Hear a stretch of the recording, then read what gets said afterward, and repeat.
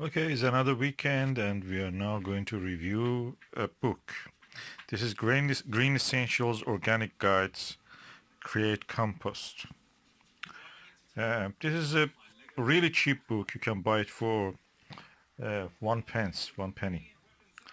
We got it for free from a bookshop. That you buy the book, you give your books and get whatever you like. If you don't give anything, you just can get three books for free. 2007 it was published. Making compost. It's very interesting to know what you actually can compost and what you cannot compost. You know what is a compost anyway? Winter time, autumn time, a good time to make your own compost. It's starting to separate the wet, brown, and compostable material and just add fertility to your soil in the spring. You need only 3, 4, 5 months, depending on the size of your compost tube. These are the insects that actually help what you have to decompose.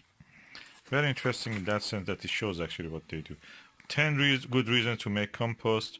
It helps your garden and environment. Is the most environmentally effective method of dealing with kitchen and garden waste. Naturally nourishes. You can read the rest of them here. I keep it for a while. You can read. And getting it started. How you start.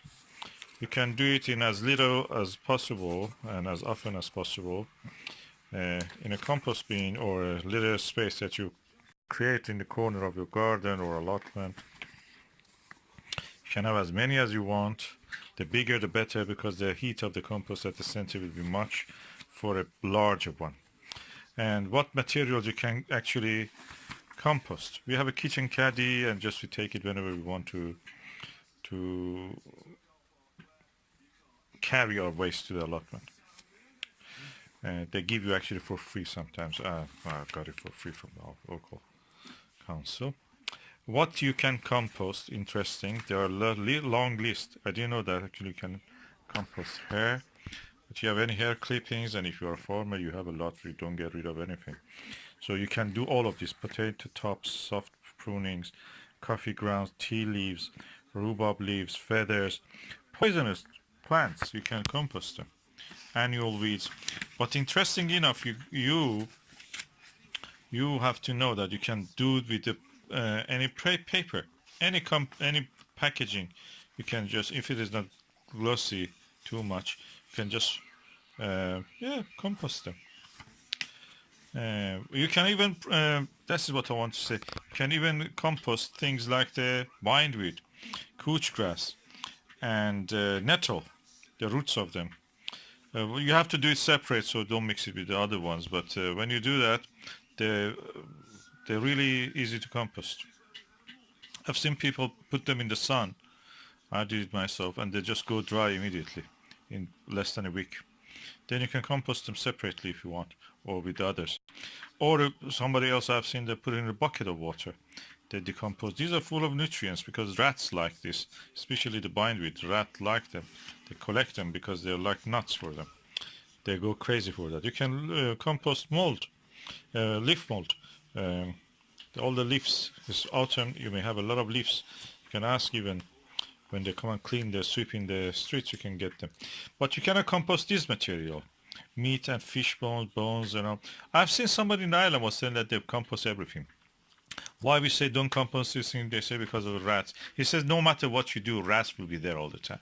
So if you don't have a place to actually, you live in a country, so you don't have any place to, or that don't come really frequently for taking your rubbish.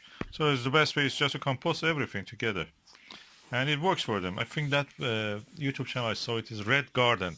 Look for that. The guy has very extensive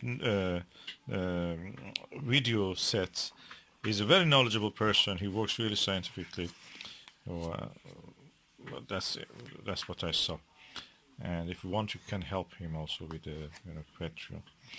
And things that you can do: hot composting, the temperature. Then when it comes to the time, if you have a troubleshooting, you can do. If you have trouble, you can troubleshoot. You have to read it really for yourself. This little book is full of everything that you need to know. For example, no compost. The cause can be that the heap is too hard, tough, and dry for compost process to start. That can be. One of the things you can actually do and help your composting process is to use your own urine. Yeah, don't make a mistake. You can put your own urine when you're in allotment, not human solid waste, just liquid human urine. It's nitrogenous. Can add it to your compost. It helps the decomposition a lot. And yeah, anybody who comes to your allotment, you can ask them to contribute to your compost heap. And actions station, use the cold heap method if you don't have got enough material, enough mulch material to compost. So what I have done, for example, with the leaf mold, I use the cold method. I use the thick layer of the leaf and then covered it, and in the spring I removed it, and most of it was composted to a level, not complete to level of soil, but it was composted, and I could directly plant my stuff into it. This is a really good book. In 65 pages, it has everything that you must know. And there are more books like this. They have a series of books about the lawn, fruit, wildlife, roses, compost, plants, slugs, vegetables, birds, pests, ponds, allotments. You can buy them for very cheap price. Anything, yeah, around 1 pence beside the posting. If you find it interesting, you can also borrow from your local library or wherever you like. So when it was published, this book was $3.99, around £4. In US dollar, this was about $6, probably $6. Yeah. Now you can buy it for 1 cent, 1 penny on the internet. Postage maybe a little bit adding to that, but that's it. It's worth every penny you spend on this. If you were clever enough, you were reading it when I was reviewing it, so you can stop every page and just read it. But if you're not that stingy, you can go and buy it actually.